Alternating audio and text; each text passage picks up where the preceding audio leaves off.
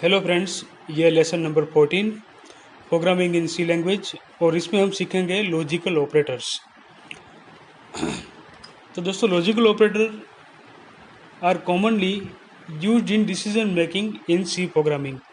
यदि आपको कोई डिसीजन लेना हो या फिर 2 या 3 या 4 कंडीशन एक साथ चेक करनी हो, ओके, तो लॉजिकल ऑपरेटर आप यूज़ कर सकते हो। They can use with if else statement to check multiple conditions. Okay, if else के साथ मल्टीपल कंडीशन भी चेक कर सकते हो आप यूजिंग लॉजिकल ऑपरेटर्स। ओके, तो लॉजिकल ऑपरेटर डिसीजन मेकिंग के लिए यूज़ होते हैं और इफ एल्स के साथ भी आप यूज़ कर सकते हो मल्टीपल कंडीशन चेक करने के लिए। ओके, तो ये 3 लॉजिकल ऑपरेटर है, logical and, or and not operator. Okay, इसे बोला जाता है logical and operator, double ampersand sign. और ये 2 लाइन है उसे बोलते हैं लॉजिकल और ऑपरेटर। ओके, तो लॉजिकल एंड क्या करता है कि true only if all operands are true. Okay, उसके आजू बाजू में कंडीशन रहती है और दोनों कंडीशन ट्रू हो तो ये ट्रू रिटर्न करता है, नहीं तो फॉल्स रिटर्न करता है। लॉजिकल एंड ऑपरेटर और ऑपरेटर क्या करता है, true only if either one operand is true. यानी कि लॉजिकल और के आजू बाजू में 2 कंडीशन है, दोनों कंडीशन ट्रू होगी तो ही वो ट्रू रिटर्न करेगा, नहीं तो फॉल्स रिटर्न करेगा। Okay, and logical not operator, तो true only if the operand is 0। Okay, 0 का मतलब है कि logical not operator true return करेगा यदि कंडीशन फॉल्स होती है तो। यदि कंडीशन ट्रू है तो ये logical not operator false return करेगा। ओके, यानी कि उसका उल्टा रिटर्न करेगा। कंडीशन ट्रू है तो ये फॉल्स रिटर्न करेगा, कंडीशन फॉल्स है तो ये ट्रू रिटर्न करेगा। तो इस हिसाब से ये तीनों लॉजिकल ऑपरेटर काम करेंगे, लॉजिकल एंड, लॉजिकल और and logical not operator. Okay, तो चलिए इसके हम एग्जाम्पल देखेंगे।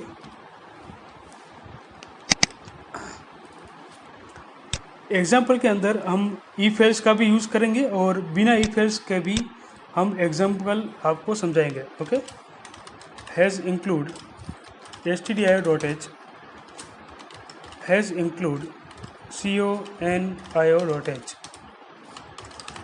ये सब लिखना होता है। ओके,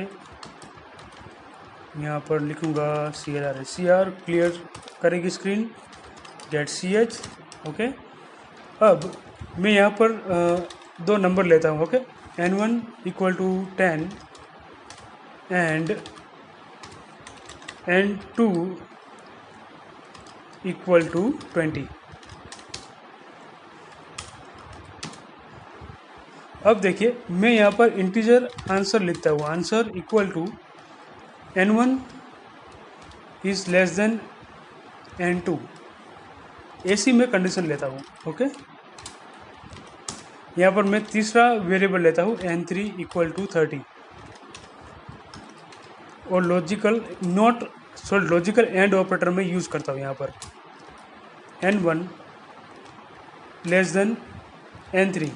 ओके, और मैं आंसर को प्रिंटफ से प्रिंट करवाता हूँ। ओके, %d और कोमा करके आंसर। ठीक है, अब मैं सेव करता हूँ इसको और लॉजिकल डॉट सी है। ओके, देखिए यहाँ पर मैंने क्या यूज़ किया, लॉजिकल एंड ऑपरेटर, यानी कि ये दोनों कंडीशन क्या होनी चाहिए, ट्रू होनी चाहिए। Okay, N1 is less than N2, तो ये देखिए 10 is less than 20, condition is true. और ये कंडीशन देखिए N1 less than N3। Okay, तो N1 की वैल्यू 10 है, N3 की वैल्यू 30 है, तो N1 की वैल्यू N2 से भी कम है, N3 से भी कम है, तो दोनों कंडीशन ट्रू है, तो इसमें आंसर आएगा 1। ओके, इसमें क्या आंसर आएगा, 1 आंसर आएगा। ये देखिए हम रन करते हैं अभी। Okay, declaration not allow here, तो यहाँ पर आंसर वेरिएबल ऊपर बनाना पड़ेगा हमें। ओके, तो 1 आंसर आया। अब मैं कंडीशन को थोड़ी सी चेंज करता हूँ। ओके, यहाँ पर ग्रेटर देन कर देता हूँ। देखिए, तो ये कंडीशन ट्रू हो गई, n1 की वैल्यू n2 से कम है, ओके, पर n1 की वैल्यू n3 से कम नहीं है, ओके। तो लॉजिकल एंड ऑपरेटर जो है वो यहाँ पर 0 रिटर्न करेगा। दोनों कंडीशन ट्रू है तो ही ट्रू रिटर्न करेगा, ओके, नहीं तो 0 आएगा। देखिए, तो इस तरीके से आप लॉजिकल एंड ऑपरेटर का यूज़ कर सकते हो, ओके। और लॉजिकल और ऑपरेटर, इसे कहते हैं logical or operator, okay. Enter की ऊपर की है, शिफ्ट करके आपको दबाना है तो ऐसे लाइन आएगी लॉजिकल और। इसमें क्या होगा कि दोनों कंडीशन फॉल्स होगी तो फॉल्स रिटर्न आएगा, अदरवाइज ट्रू रिटर्न होगा, ओके।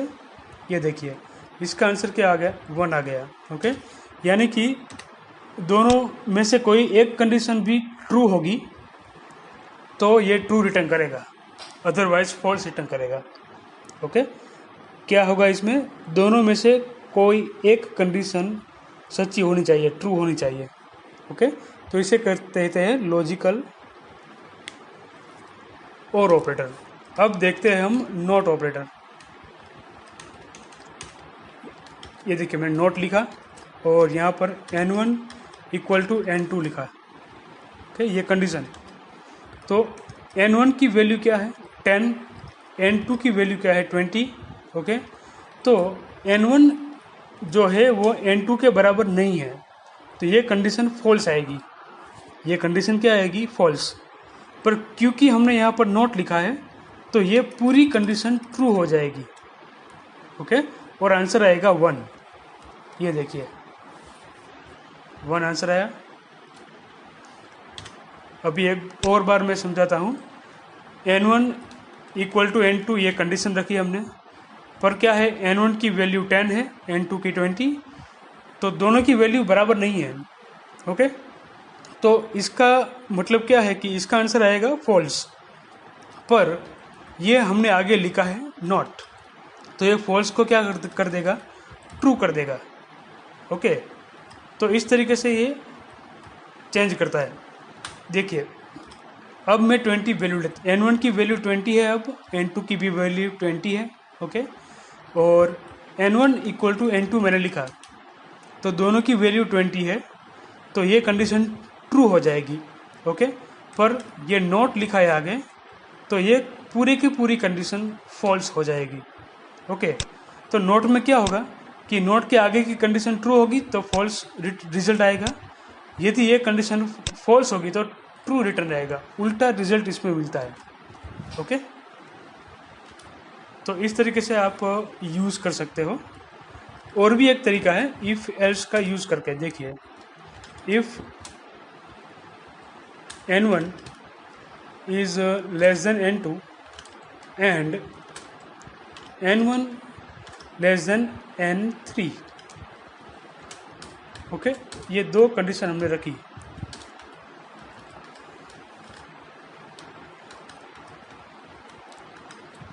तो यहाँ पर डिस्प्ले होना चाहिए n1 is greater than n2 and n3, okay. देखिए, n1 की वैल्यू 10 मैं लूँगा, यहाँ पर 20, यहाँ पर 30 वैल्यू, ओके। और यहाँ पर दो कंडीशन मैंने रखी है, n1 less than n2, ampersand sign यानी कि and operator, n1 less than n3, okay. तो दोनों कंडीशन ट्रू है। यहाँ पर n1 की वैल्यू n2 से भी कम है और n3 से भी कम है, तो दोनों कंडीशन ट्रू हो गई, तो ये डिस्प्ले होगा n1 is greater than n2 and n3। ये देखिए आउटपुट इसका,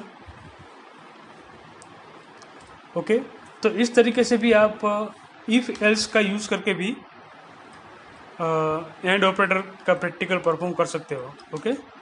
यहाँ पर यदि आप और भी कंडीशन रखना चाहो तो भी रख सकते हो, ओके।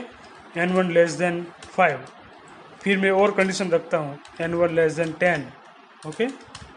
तो एंड करके आप जितनी भी चाहो उतनी कंडीशन रख सकते हो, ऐसा नहीं है कि 2 ही कंडीशन चेक करता है। ओके, तो एंड में क्या होगा, दोनों कंडीशन ट्रू होनी चाहिए तो ही आउटपुट आएगा इस केस में।